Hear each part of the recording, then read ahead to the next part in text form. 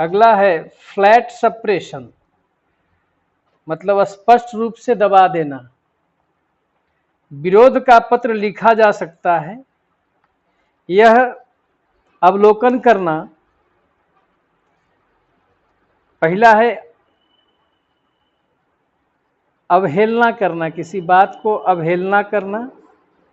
संपादकीय टिप्पणी के साथ संलग्न इस प्रभाव के साथ कि जिन शब्दों का विवरण दिया गया वे वस्तुतः कहे गए थे, पूर्ण रूप से अथवा आंशिक तौर पर छापे गए तथा वक्ता को एकाधिकार की अपेक्षा नहीं करनी चाहिए।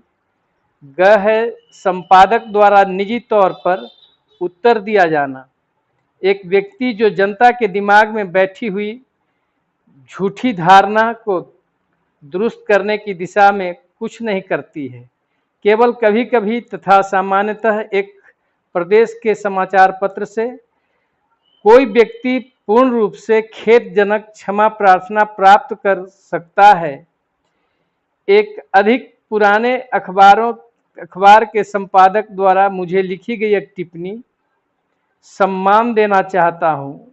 अपने हॉर्निस कॉज के माध्यम से वह प्रस्तुत करती है, जो इस प्रकार है। आपके पत्र के लिए धन्यवाद, जिसे प्रकाशित करना हम लोगों ने अपना कर्तव्य समझा। हम संतुलित समाचार हेतु हम अपनी प्रसिद्धि तथा सम्मान बनाए रखना चाहते हैं। यहाँ पर 3 प्रकार का लोकाचार शब्द है: कर्तव्य, सम्मान, संतुलित। पाठक फ्लीट स्ट्रीट से, जो इंग्लैंड में है, फ्लीट स्ट्रीट से जो मांग या अपेक्षा करते हैं, क्या वे अभी भी उसका प्रतिनिधित्व करते हैं अथवा कायम रखे हुए हैं?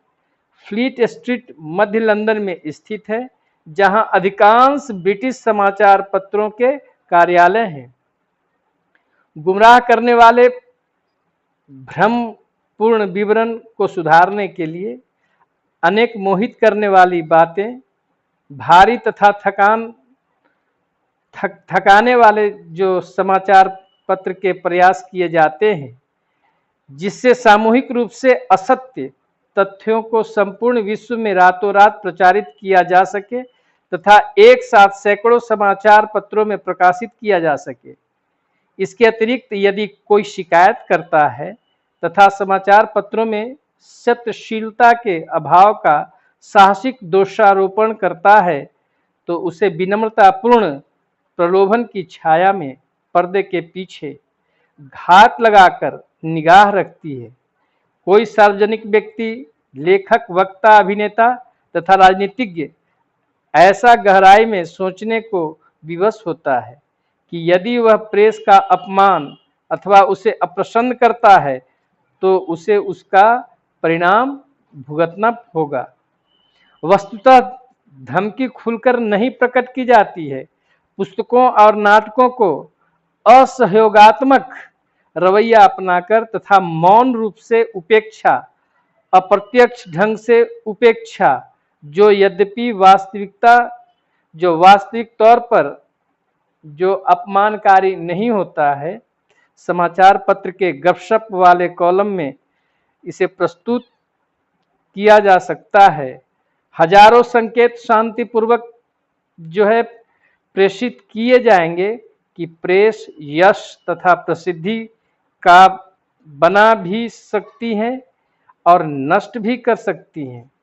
प्रेस कॉलम में जो है किसी व्यक्ति के सम्मान को मटिया मेट भी किया जा सकता है और नहीं तो उसकी प्रसिद्धि भी बनाई जा सकती है। इसी कारण जो पुस्तकें साहसपूर्वक प्रेस को आलोचना करती हैं, वह बाजार में कम संख्या में उपलब्ध है। किसी विषय पर समाचार पत्र में लेख के प्रकाशन में ईमानदार पाना सरल नहीं है। भाषण दिए जा सकते हैं, किंतु वे जन समुदाय के बीच व्यापक पैमाने पर नहीं पहुंचेंगे, क्योंकि उसमें वे पूर्ण रूप से उल्लेखित उसमें नहीं होगा। सावधानीपूर्ण महत्वपूर्ण अंश को नहीं प्रकाशित किया जाएगा तथा वह समाचार पत्र में उदाहरण स्वरूप कुछ निम्नांकित शीर्षक के रूप में होगा। पादरी ने प्रेस को स्वतंत्र रूप से लिखने के लिए रोकने का प्रयत्न किया अथवा एमपी ने प्रेस की स्वतंत्रता पर आघात किया। निसंदेह अड़चन डालने का जो ये छोटा प्रयास तथा अनुत्तरदायी पूर्ण तरीके से सूचना को विकृत स्तर पर फैलाने का अशोभनीय व्यवहार संगठित तथा संयुक्त ढंग से जोर से चिल्लाकर उसका स्वागत किया जाता है तथा कहा जाता है यह प्रेस की स्वतंत्रता को धमकी तथा खतरा है। आश्चर्य की बात नहीं, 3 दिनों के बाद यॉर्क के आर्क बिशप, प्रधान धर्माध्यक्ष जो होते हैं उनको आर्क बिशप कहा जाता है, तथा एक मंत्री को पत्रकारिता द्वारा सूचना को गलत ढंग से प्रस्तुत करने तथा पक्षपूर्ण रवैया के प्रति हताशा भरी जो है प्रतिक्रिया सुनने को मिला, जो इस प्रकार थी, हम प्रेस पर नियंत्रण नहीं रख सकते। जो विशिष्ट उदाहरण जो मैंने दिए, आप कहेंगे कि वे कम महत्व के हैं, सत्य हैं। जो इसे इतना सूचक तथा असंतोषजनक बना देती है, वे सच्चाई के संघर्ष सही चित्रण नहीं करते।